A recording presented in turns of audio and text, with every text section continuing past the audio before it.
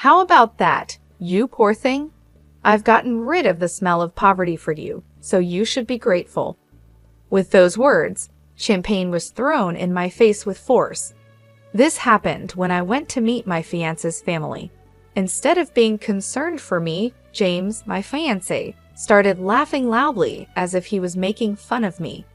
I quickly realized that all the effort I put into styling my hair and choosing my clothes was wasted. In the end, all I felt was emptiness. That's why I decided to end our contract with your company. When they heard my decision, Lauren, James's mother, who threw the champagne, and James himself were both shocked. They didn't seem to understand what was happening. Suddenly, James's father, President Walker, appeared. "Mr. Walker, you mentioned before that you plan to retire soon and pass your responsibilities to your son. In this situation, it's fair to reconsider how much my company can trust a future business leader. There might have been an intention to keep our relationship through your son marrying me, but unfortunately, it has backfired." After explaining everything, I quietly left. Lauren, who overheard my conversation with President Walker, was too upset to say anything. But this isn't the end. They will have to face the consequences of their actions. My name is Mariah Carey. I'm 50 years old and have never been married. I've always focused on my work and enjoyed my alone time. With hobbies like reading and watching movies, I've had fulfilling days. Because of this, I never developed an interest in marriage as I got older. But that spring in March, when the flowers were blooming, I received an unexpected marriage proposal. The person who introduced me was Kyle Walker, with whom I had a business relationship. "Miss Carey, I'd like to introduce you to someone. What do you think?" he said. Although I was hesitant at first, I decided to meet the person after being strongly encouraged. That person was James, who was the same age as me and the son of President Walker. He's the youngest son with several older sisters. He's come close to marriage a few times before, but has remained single. I had one request before our first meeting, but James was a polite and kind person, and I immediately liked him. I started thinking that maybe marrying him wouldn't be such a bad idea, so I suggested that we start dating. Both President Walker and James were happy with this idea, and everything seemed to be going well. But I never imagined that this decision would lead to an unexpected situation later on. 2 weeks into our relationship, during our third date, James smiled and said, "We're already like a couple, aren't we?" Unlike before, James was wearing a casual jacket and looked relaxed and youthful. I had also switched from dressing up to wearing casual pants. Even though we were both older, our feelings at that moment felt as fresh as those of young people. However, as the date went on, I started noticing something strange about James's behavior. He often made comments that felt a bit insulting. For example, he took me to a slightly upscale restaurant and proudly said, "You don't usually get to come to a place like this, right? This must be special for you." I could only respond with a vague smile. In reality, this restaurant was one of my favorites, and I had just visited it with a friend 6 days ago. But I didn't want to embarrass him, so I didn't tell him the truth. A waiter I knew noticed my signal and played along, pretending not to recognize me. While we were sitting, I noticed the watch on James's wrist. It wasn't the best watch out there, but it was nice. I complimented him, saying, "That's a different watch from before. The color is lovely, and it suits you." Embarrassed, James took off the watch to show it to me, thinking I was really interested. Since I wasn't that interested in men's watches, I just looked at it briefly and gave it back. But he seemed to insist on giving it to me again, saying, "Feel free to take a closer look. It's not every day you see something this fancy, right? Don't be shy." My reaction wasn't just out of politeness, I simply wasn't that interested in the watch. Though I agreed to take a closer look when he insisted, I felt a bit confused.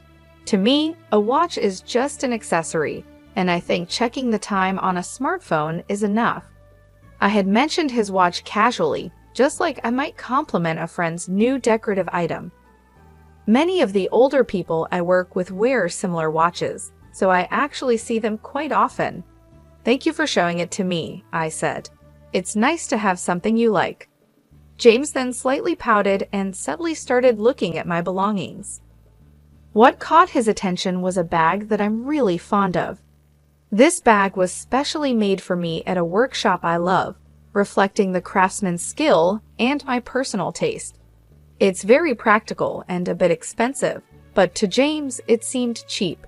He asked, "Don't you have a proper bag? I think you should have something more prestigious." The bag was custom-made at a German workshop and doesn't have a brand logo. In fact, the craftsman's logo is hidden at the bottom of the bag because I prefer simple designs.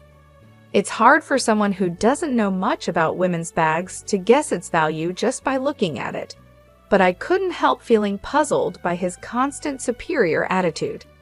Sometimes I brush it off, thinking he's just a sheltered person who doesn't know much about the world, but the uncomfortable feeling doesn't easily go away. At one point, I thought about reconsidering the idea of marriage, but since we had only met 2 times, it seemed too soon to decide on breaking up. So I decided to wait and see how things would go. Since then, we've continued dating. James does show some immaturity at times, but he's basically an honest person. He no longer acts in that unnatural way he did before. No one is perfect from the start. If you have patience and gradually find harmony, love will eventually grow. I heard an older female celebrity say this on a show I watched, and I found some truth in her words. The following week, we went to a famous hotel buffet for our 5th date. Strangely, James piled 4 or 6 servings of food onto his plate. I lightly commented, "Are you sure it's okay to take so much? It would be a waste if you can't finish it." He suddenly burst into laughter. Wondering what was so funny, he said, "A waste, Mariah? Are you still talking like someone poor? It's okay to take this much. It doesn't matter if I throw it away if I can't eat it all." I made a sour face. It seemed he completely missed the point that wasting food not only costs money, but also inconveniences other customers. The issue isn't just about money. It's about resources and the environment. Aren't you aware of the concept of food waste? It's also inconsiderate to other customers, and eating like that isn't good, I said, my voice more stern than usual. James suddenly shrank back, poking at his pasta with a fork, and muttered, "I'm sorry, please don't be mad. My mom said you might be marrying me for money, and I just reacted without thinking." The word mommy stuck in my mind, and I accidentally repeated it. Referring to one's mother as mommy at his age was unusual and hinted at something odd about his family. As the date was ending, with this uncomfortable feeling in my mind, James drove me home. When I was about to get out of the car, he grabbed my hand and said, "Miss Carey, even though I am who I am, would you marry me? Even if not right away, being engaged is fine. I can wait as long as it takes." I was surprised by James's sudden boldness, but soon I began to feel genuine happiness from his actions. Despite the concerns I had about James, his way of asking made me feel joyful. I thought that maybe the things he lacked could be improved after marriage, and I could help guide him into becoming a loving husband. 5 months had passed since we first met, and I felt it was the right time to move forward. Let's grow together by supporting each other. We both have flaws and differences, so let's talk a lot and work them out, I said with teary eyes, moved by emotion. However, the moment I agreed to the proposal, James showed troubling behavior again. He said with a smile, "Let's start preparing for married life. First, you should quit your job, take care of the home, and learn housework from my mom." My joy vanished, replaced by rising anger. I responded more strongly than usual. "Don't be so presumptuous. If that's your attitude, then marriage is out of the question. Goodbye." James was silent, stunned. In that moment, I got out of the car and went straight into my house. Even though I decided to distance myself, I reluctantly agreed to meet James after he sent me a message over the weekend, insisting on seeing me. The weekend came quickly, and when the day arrived, James was already waiting at our meeting spot. As I approached, James stood up quickly and apologized deeply. "I'm really sorry about last time. My friends told me to be firm, and I took it too seriously. They even scolded me for thinking it was okay to act like that," James said, his energy low, which started to melt away my anger. Not long ago, I felt like getting upset with him, but I eventually made peace with it. It's a bit disappointing, but James is dear to me. He's very straightforward, and sometimes it's hard for him to tell the difference between a joke and something serious. He's easily influenced and a bit indecisive, but I reminded myself that no one is perfect from the start.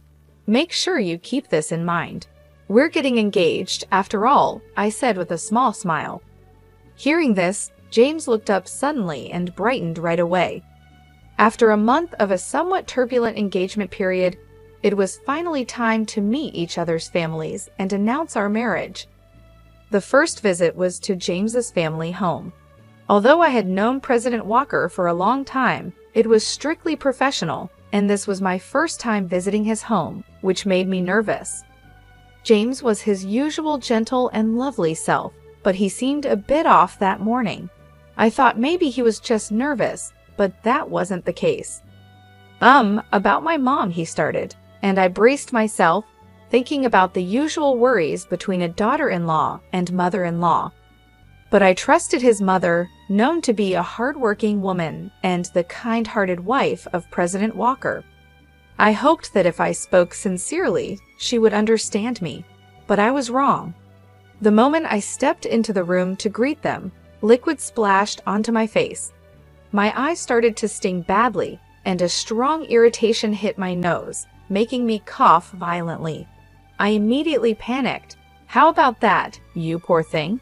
I got rid of the poor smell for you, so be thankful," I heard a mocking voice say.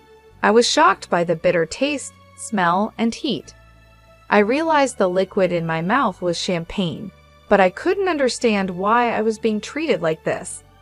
"Lauren, what are you doing?" President Walker exclaimed in shock.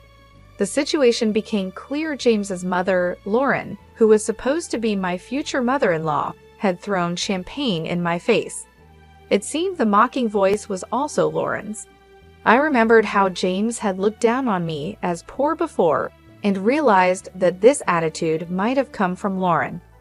"What's the matter, Mariah? You're all wet. Funny, isn't it?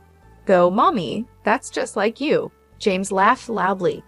At that moment, I realized that everything I had done up to this point was for nothing. I felt nothing but emptiness in my heart. "I will therefore terminate our contract with your company," I said. "What?" James and Lauren both exclaimed in surprise. They quickly looked at each other and seemed to whisper about something, maybe our business dealings or something else. But as far as I was concerned, I was no longer involved. I was just an outsider. I could only guess what they were discussing at that moment. One person who stayed silent was President Walker, who looked pale and wide-eyed. I turned to him, thanked him, and began to speak. "First of all, President Walker, I want to thank you for your cooperation so far. It must be because of the condition we agreed on that nothing like this has happened before." When I turned to speak to Lauren and James, Lauren looked at President Walker with a doubtful expression and then stared at me sternly. Meanwhile, James watched Lauren's reaction while glancing at me. I continued quietly, knowing that what I was about to say might surprise them, but I hoped they would listen carefully. One condition of accepting this matchmaking was that I would not reveal I am the president of a company until the marriage was decided. I didn't want my title to interfere. My connection with President Walker came from significant business transactions I built over the years while focusing on my work. I took out my business card, which naturally listed my company name and position. Even those not involved in management would understand the importance of my title. "Hello again, Mrs. Lauren. Thank you for all your help so far. This is my position. I've been working with your husband's company for over 12 years, and right now, my company is probably your biggest client. I wonder what percentage of your company's sales we represent." When I handed over my business card, James turned pale with surprise. He worked in his father's company, so seeing my company name should have made it clear who I was. To President Walker, I was not just any business owner, I was the owner of one of his most important business partners. That's why I wanted my profession hidden at first, to truly see James's character when choosing a lifelong partner. I wanted to see the real person, not just a superficial act. I couldn't risk a fake attitude because it could affect the future of a parent's company. So I was introduced as just someone who met James through work. I even wore fake glasses and changed my makeup and hairstyle for our dates. Looking back, the disguise was just a temporary amusement, and in the end, a waste of time. I'm sorry, President Walker, but I have to decline this proposal. This isn't just about marriage. We also need to pause our transactions to reassess the situation, I said, then sat down to face President Walker. Afterward, I calmly explained the situation. President Walker turned even paler when he heard my words and stuttered. The transactions are affected? That can't be right. But his reaction seemed forced. I shook my head firmly, showing that my decision was final. But I wanted him to understand that my decision was not based on a fleeting emotion. I continued speaking calmly. President Walker, you mentioned before that you plan to retire soon and hand over your responsibilities to your son. In this situation, it's important to reconsider how reliable a future business partner can be. It seems there was an intention to keep our business relationship strong by having your son marry me, but unfortunately, that plan has backfired. Right after graduating from university, I started my own company with some friends. Over 22 years have passed since then, and I've been leading the business as its president the entire time. As I've mentioned several times, I've built a strong relationship with President Walker's company for more than a decade. My company, managed with a female perspective, has been recognized for its unique approach and has grown significantly recently. As a result, our business with President Walker's company has also increased. However, there have been internal discussions lately about whether we should switch to new business partners. Amidst this situation, the sudden proposal of an arranged marriage came up. Considering the timing, President Walker might have sensed some changes happening in our company. This wasn't exactly a secret. After realizing who I was, Lauren and James were clearly disturbed. I decided to explain further. In fact, we were reviewing whether to continue our business with your company. I've heard that your company is currently facing some management difficulties. Are you aware of that? Since contracts with other partners are ending, this information is crucial. Lauren, shocked, asked, "What does that mean?" while frantically shaking President Walker's arm. President Walker wiped his sweat. Looking anxious, it seemed that the company's issues hadn't been discussed within the family. James's confused glances between me and President Walker caught my attention. Despite being an insider, James seemed unaware of his own company's current situation. While thinking about this puzzling situation, I continued, "Given this, President Walker strongly suggested that I meet with you, James, leading us to this point. Perhaps you considered this marriage proposal to stabilize your company. It seems you wanted to maintain our business relationship at all costs." Lauren was visibly shaken, her hands trembling, and her lips quivering as she listened. I explained that President Walker's company is indeed struggling with management issues. Lauren may have looked down on me earlier, but her company is dealing with much bigger problems. Once known for quality and speed, President Walker's products have been overtaken by competitors' technology and no longer stand out. Additionally, the development and manufacturing processes are inefficient, cost reduction efforts have failed, and the products have become too expensive. Moreover, the company places too much pressure on employees by modern labor standards, leading to shorter delivery times and further damaging the company's reputation. Working with a low-rated company like this can harm the reputation of its business partners as well. Even a company with a long history can struggle when it has outdated structures and a high turnover rate among young employees. As a result, President Walker's company's market share has been decreasing, and its performance continues to decline. In this situation, it was natural for us to look into working with other, more stable companies. Lauren, outraged, shouted, "How dare you threaten to cut off business based on personal feelings? What a despicable act! Are you blackmailing us? This is the worst. Don't think such behavior is acceptable." She seemed to forget that her actions were the cause of this situation. I was surprised by her accusations and the fact that she hadn't even apologized. Before I could say anything, President Walker shouted angrily, "Silence. This is all your fault." I held back what I was about to say. Indeed, President Walker, not me, was likely the most affected by this situation. The unexpected fallout from his wife's inappropriate behavior was probably a shock to him, especially since he had hoped for stability. This all happened because President Walker tried to stick to our agreement, but in reality, keeping it a secret from James alone would have been enough. He should have informed his wife beforehand.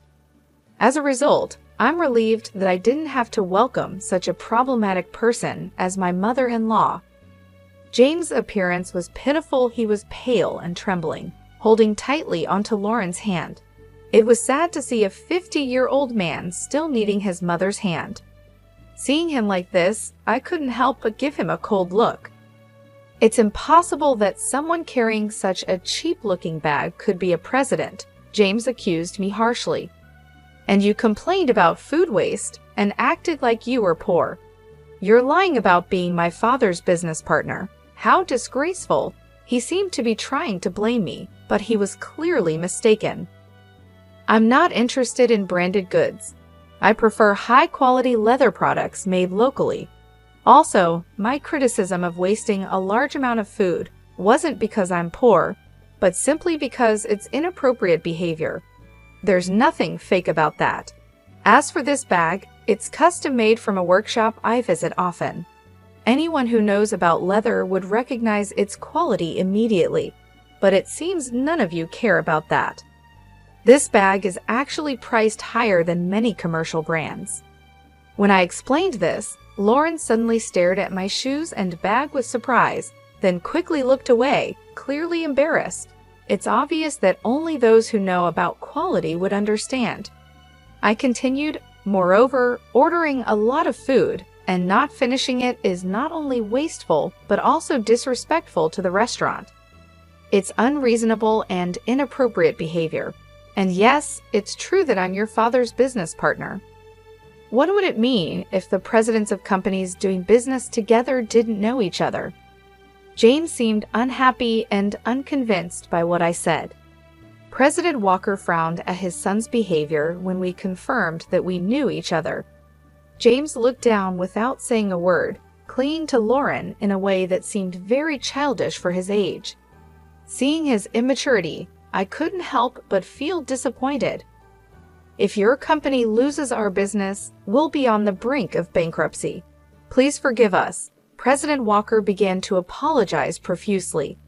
His clear statement seemed to finally make Lauren understand the seriousness of the situation. Realizing the impact of his actions, James turned pale and started trembling, saying, "Mommy," with tears in his eyes, clinging to Lauren. But Lauren couldn't respond. Watching this scene, I let out a deep sigh of relief. I deeply regretted ever thinking about sharing my life with someone like James. I had thought that because he was honest, I could help him improve and make things better. But now that seems like a naive thought. I'm so sorry. President Walker kept apologizing over and over, without actually offering any solutions or ways to address the situation. This could easily lead to us cutting ties on an emotional level. Therefore, I had to make specific comments about the engagement. "Let's talk about our engagement. I cannot consider marrying someone whose mother behaves so rudely. Moreover, He didn't even try to stop his mother, and instead laughed along with her. I hope you understand why the engagement should be called off. President Walker listened, nodding in agreement. I continued, thank you for understanding. Until yesterday, I believed in James's potential to improve, so I moved forward with the engagement. But now, I feel relieved that our relationship has ended. I gave specific examples of James's behavior, like how he often quoted his mother's opinions, saying, "Mommy said so," and how he still called her Mommy, even though he's almost 52 years old. He frequently used his mother's opinions as an excuse to justify his improper behavior. However, as soon as I pointed out these issues, he would quickly become discouraged, showing his weakness. There were countless examples of this behavior. President Walker was shocked, his mouth open in disbelief, and Lauren looked embarrassed. However, James didn't seem to understand what was wrong with his actions.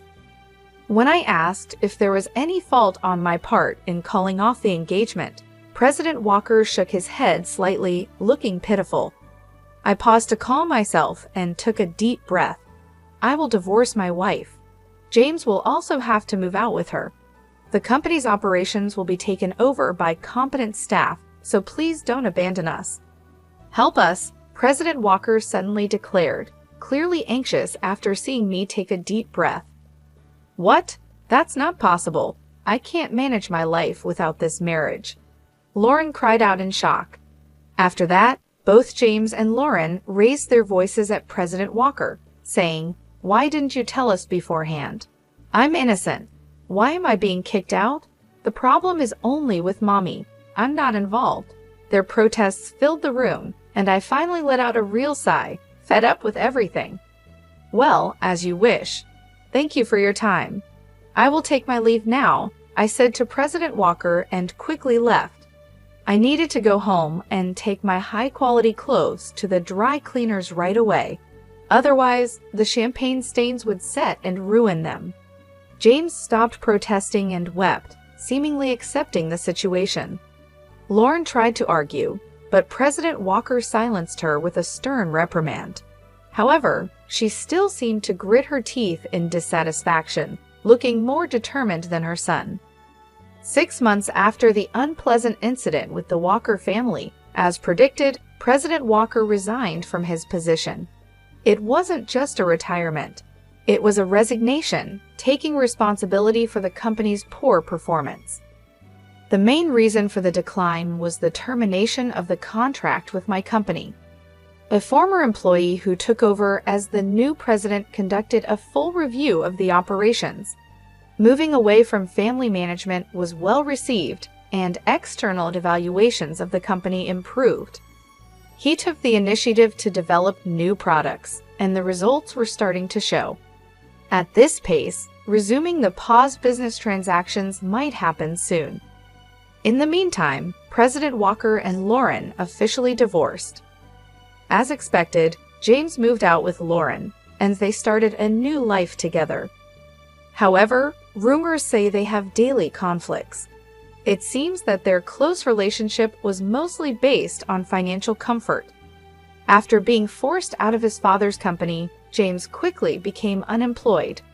Unable to handle James's financial dependence, Lauren left him in President Walker's care and disappeared. I've heard she now lives alone in an old, low-rent apartment, mourning her situation. Lauren once bragged about her lavish lifestyle, but her behavior pushed many people away. Now, she has no helpers or friends and has become a lonely figure. About a year after President Walker's retirement, I had a chance encounter with him when I visited his former company. I ran into him unexpectedly. "I am very sorry for the great inconvenience I caused before," he said. He had generously given half of his property to Lauren, but her financial troubles were mostly due to James's demands and Lauren's continued extravagant spending. Unfortunately, this is personal responsibility, and it's hard to feel sympathy. President Walker had planned to keep James at a distance, but he was shocked to learn that his nearly 52-year-old son didn't even know how to boil water. Eventually, they ended up living together. Now, he is firmly teaching James, making various decisions around the house. James had completely relied on Lauren, and President Walker admitted, "I feel that I didn't properly take care of my son and wife until now. This is the misfortune I created for myself. Although it's late, I am deeply reflecting on my mistakes. I think I also did some wrong things to Lauren. Fortunately, the company didn't go bankrupt, and I am relieved." Now retired and staying at home, President Walker is seriously engaging with James for the first time. James, facing new challenges like household chores and part-time jobs, often cries despite his age, "I can only hope that he becomes a better person, but I have no desire to have any more dealings with him ever again." 5 years have passed since then, and my company is doing very well. My performance has improved compared to before, and the stock price has also risen. As for my personal life, I am no longer considering marriage. I have already informed my parents. When I got engaged, I explained everything to my parents, and when the engagement ended, I shared the details with them again. They supported my decision to stay single, rather than being involved with someone like that. As a result, my parents are now even stronger supporters of my focus on work. I stay busy every day and have taken up new hobbies to make my life more fulfilling. Although I used to prefer indoor activities, I recently decided to start exercising at the gym. I could even see my muscles starting to form, and my subordinates look at me with admiration, which feels a bit strange. I've always believed that happiness is something you create for yourself. I look for happiness that I build on my own, not just the kind that comes from being with someone else. If I were to fall in love again, I would prefer it to happen later in life, when I could afford to give everything up for love. But that's not something I'm worried about right now. My days are fulfilling, and I'm happy. My life has just begun, and I'm focused on working towards a bright future.